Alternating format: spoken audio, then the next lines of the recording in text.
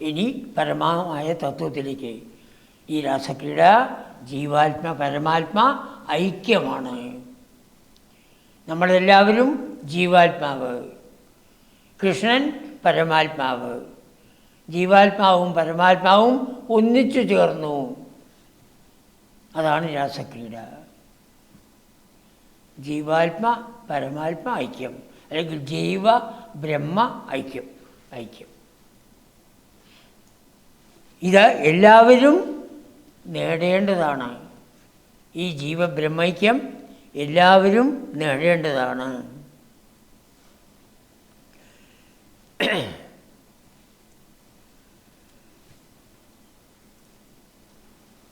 ഭഗവാൻ ഭാഗവത്തിൽ വ്യക്തമായിട്ട് പറയുന്നുണ്ട്, നിങ്ങളുടെ ആഗ്രഹങ്ങളെയൊക്കെ ഞാൻ വറുത്ത് തരാം, അല്ലെങ്കിൽ വേവിച്ചു തരാം. വറുത്തതും വേവിച്ചതായ വിത്ത് പിന്നെ മുളയ്ക്കുമോ? ഇല്ല. അപ്പോൾ എന്തൊരു കാമമാണോ നിങ്ങളുടെ ഉള്ളത്, ആ കാമം പോവും. ആ കാമത്തോടെയാണ് ഈ ഗോപികൾ വന്നത്. ആ കാമത്തിനെ വറുത്ത് കൈ കൊടുത്തു. മയ്യർപ്പിതധിയാം കാമായ എന്ന കൽപ്പതേ. എന്നിൽ അർപ്പിച്ച മനസ്സോടുകൂടിയ ആ കാമം പിന്നെ അത് കാമമല്ല, അത് ഭഗവാനുമായി ഐക്യം പ്രാപിക്കുന്നതാണ്.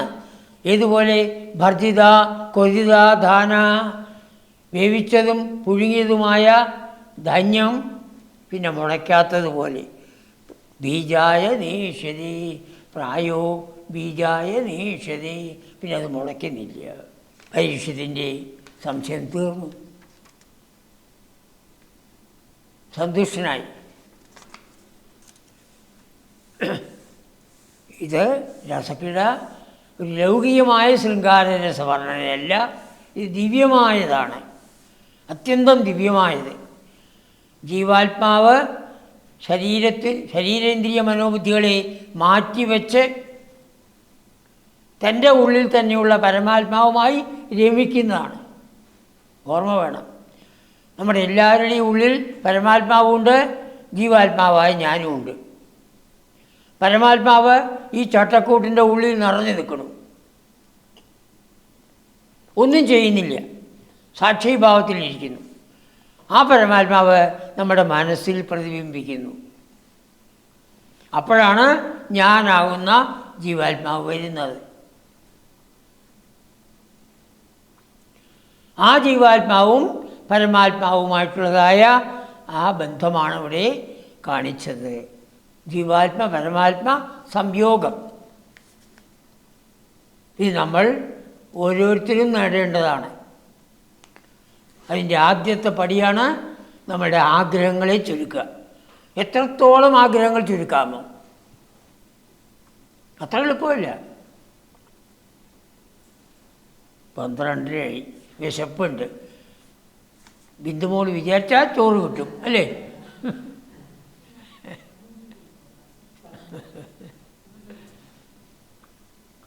ആഗ്രഹം കൂടി പാടില്ല, ഒരാഗ്രഹവും വയ്ക്കരുത്. ഒരാഗ്രഹവും ഇല്ലാതെ കണ്ടിരിക്കണം. നിസ്പൃഹത്വം, നിസ്പൃഹനായിരിക്കണം.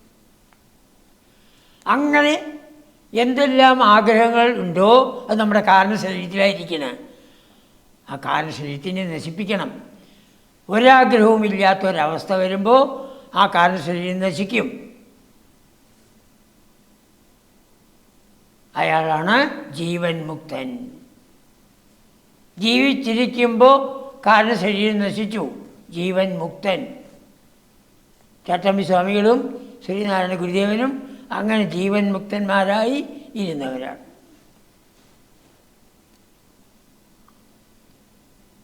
പിന്നെ നമുക്കിരിക്കണം. എന്തുകൊണ്ട്? ഈ മനസ്സ് കഴിഞ്ഞ ജന്മത്തിൽ എന്തൊക്കെ ചെയ്തിട്ടുണ്ട്, അപ്പോൾ അതൊക്കെ അനുഭവിക്കാനുണ്ട്. അതാണ് പ്രാരബ്ധം. അത് കഴിയുന്നത് വരെ ഈ ശരീരം നിൽക്കും.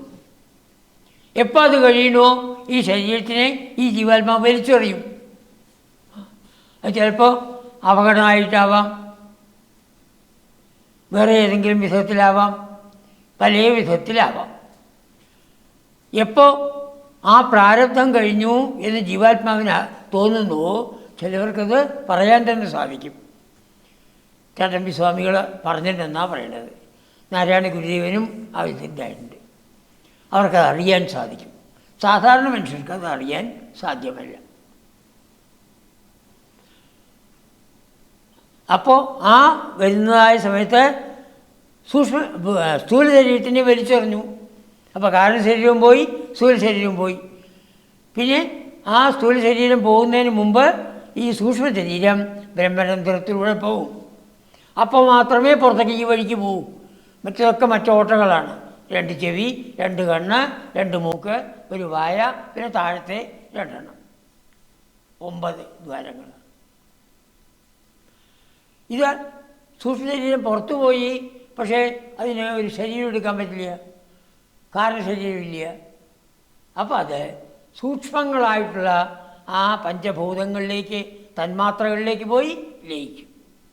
ഇതാണ് മോക്ഷം, ഇതാണ് വൈകുണ്ഠപ്രാപ്തി, ഇതാണ് നമ്മൾ ഓരോരുത്തരും നേടേണ്ടത്. അതിന് സർവേശ്വരൻ എല്ലാവർക്കും അനുഗ്രഹം നൽകട്ടെ എന്ന് പ്രാർത്ഥിച്ചുകൊണ്ട് എൻ്റെ വാക്കുകൾ ഭഗവത്പാദത്തിൽ സമർപ്പിക്കുന്നു. നമസ്കാരം.